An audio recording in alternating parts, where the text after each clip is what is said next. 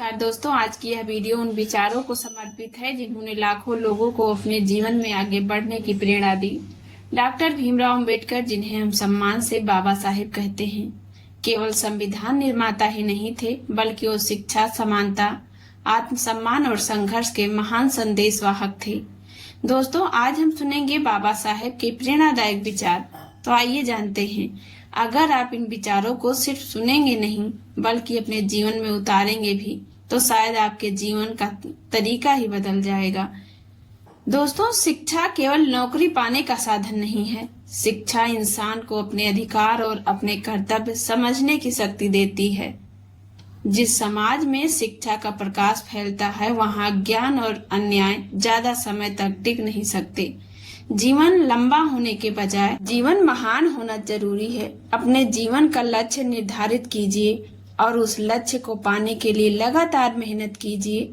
आत्मसम्मान के बिना जीवन अधूरा है। दूसरों से सम्मान पाने से पहले इंसान को खुद का सम्मान करना सीखना चाहिए। ज्ञान वह शक्ति है जो इंसान को परिस्थितियों से लड़ने का साहस देती है। मुश्किलें परिस्थितियां आपके रास्ते को रोकने के लिए नहीं, बल्कि आपकी क्षमता को पहचानने के लिए आती हैं।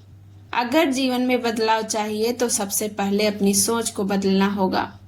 समाज की प्रगति का सही पैमाना यह है कि उसके कमजोर और वंचित लोगों की स्थिति कैसी है।